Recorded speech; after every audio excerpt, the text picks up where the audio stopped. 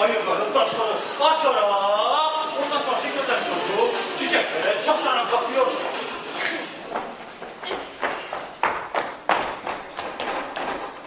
Gözeklerin yaşadığı yer karşıdadır. Sen şimdi oraya git. Beni sevden uzak kalmamak için eve gidiyorum. Ha. Dediğin sözü unutma. Şekerden çocuk yoluna devam eder. Karıncalar için geri altın haneler, arılar için bal sakatlılar, altın yeşil ısrak için şeker ve bunu saraylar, yani gözeklerin yaşasını çalarlar.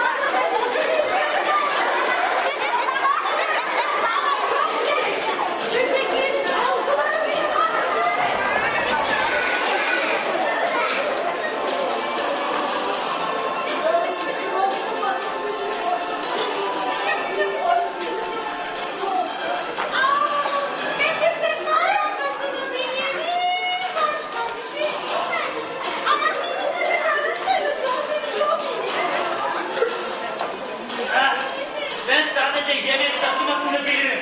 Başka bir şey bilmem. Bak örümceğe sor, belki bilebilir.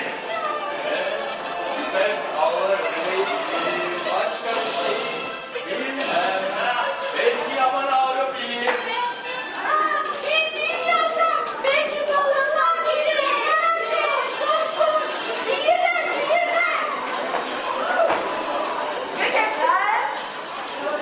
Arabayı hazırlamışlar ve çocuk bilmiş.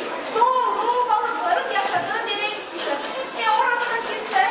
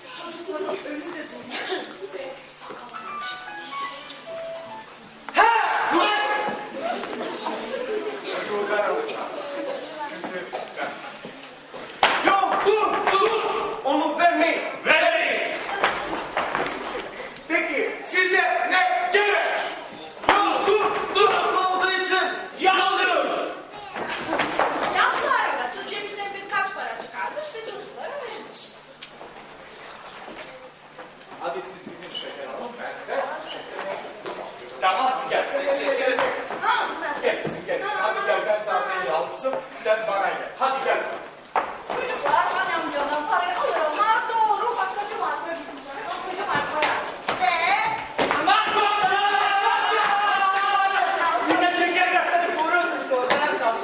Tamam. Tamam. Sakin ol.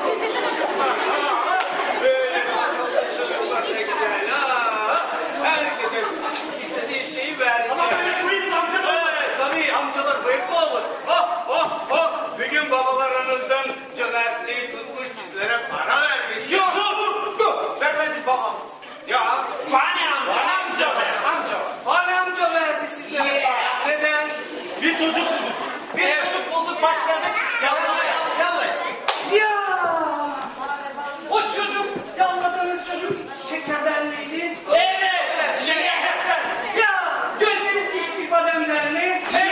Şekerden. Üzerinde kuru üzüm serpilmiş miydi? Vallahi gömleği ve pantolonları var mıydı? Evet. Saçları çikolatadan mıydı?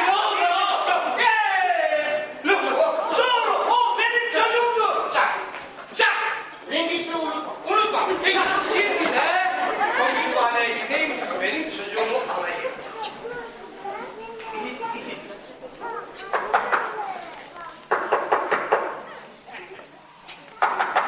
Kim o? Kim o? Günaydın komşuhane.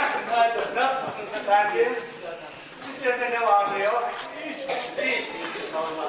Sizlerde bir çocuk var mı? Evet var. Evet, fakat onu ben buldum ve benim. Nihayet en sonunda benim şekerden çocuğumu buldum. Hayır. Ben buldum ve benim. Verme. Ne komşuhane? Ver çocuğu eve götüreyim. Hayır, verme.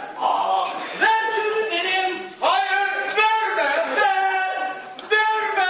Ver yanım, verme.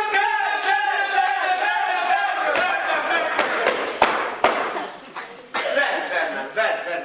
Ayıp ya, çocuklar var. Yokmuş kendinde büyük bir kadro olmuş. Bu kadro o kadar büyümüş ki mahkemeye kadar.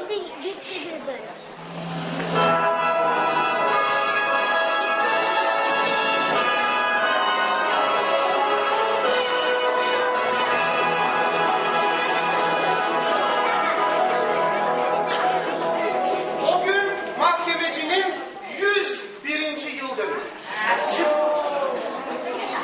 Ama mahkemeci o güne kadar hiç mahkememediği için ne yapacağını bilmiyor. Bunca zaman içerisinde birçok zanaat öğrenmiş. Öyle ki kapısının üzerinde büyük, okunaklı, partal fakat renkli harflerle şunlar yazıyormuş.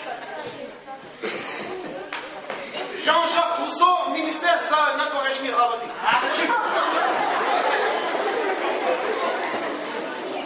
Hans Krakenstein, minister za mladość.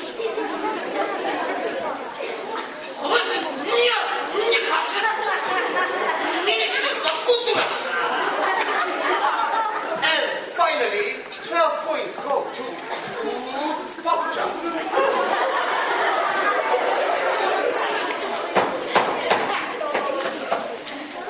Niçin davalaşıyorsunuz efendiler? Saygıdeğer Yargıç Bey. Gel.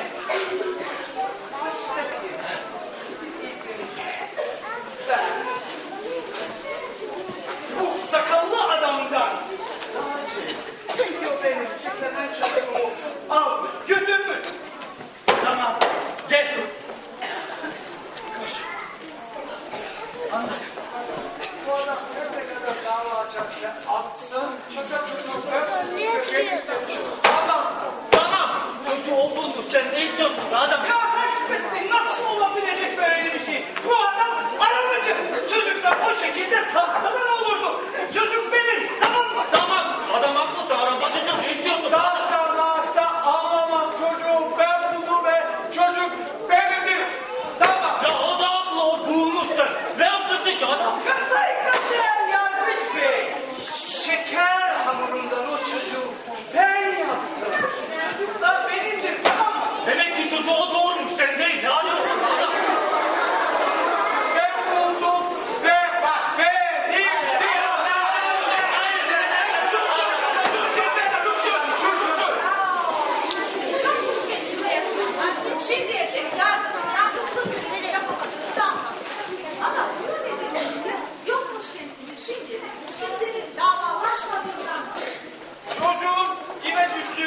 yakalamak güçtür yavrum. Güçtür.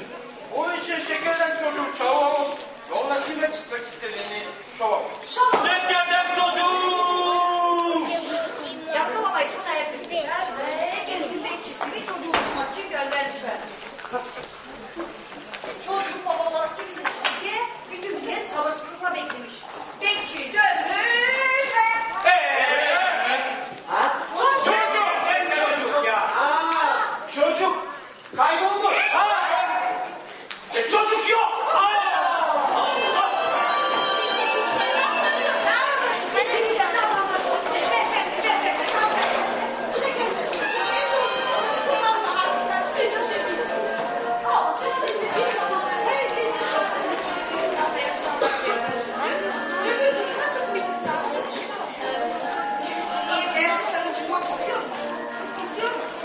Kapıyı açar açmaz onu yalayan çocukları görünce hemen geri kaçıyor.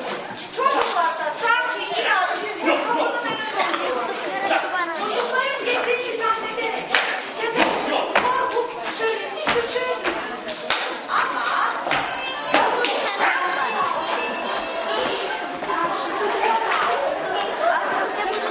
yakışıklı yüksek boylu etraflı siyah bir çizgi.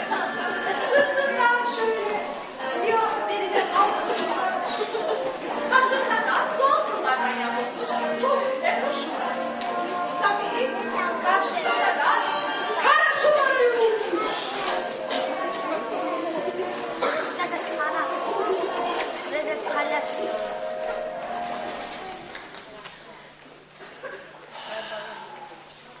Burada azıcık dinlenebilir miyim?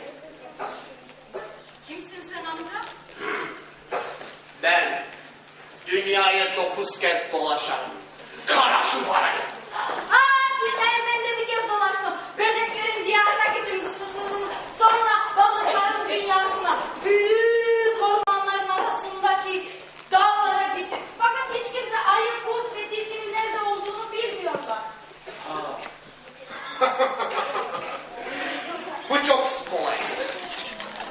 Ayı, kurt ve tilkiyi nasıl yakalayacağımızı da ben size anlatacağım. Şimdi ilk önce büyük bir delik kazacaksın. Gel. Ama o deliği nasıl kazacaksın biliyor musun?